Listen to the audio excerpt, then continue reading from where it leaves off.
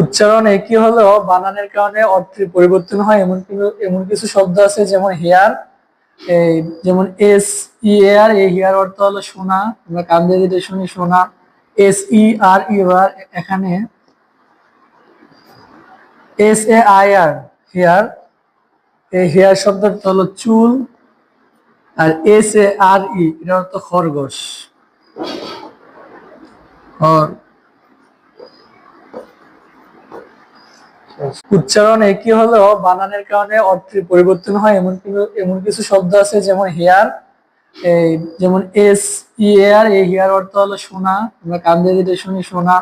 S E R U R, এখানে S A I R hair, এই hair শব্দের অর্থ হলো চুল। আর এস এ আর ই, এর অর্থ খরগোশ। আর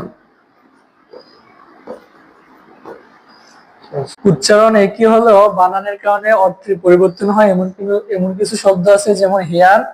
এই যেমন এস ই আর, এই হেয়ার অর্থ হলো সোনা, আমরা কান দিয়ে যেটা শুনি সোনা। এস ই আর ইউআর, এখানে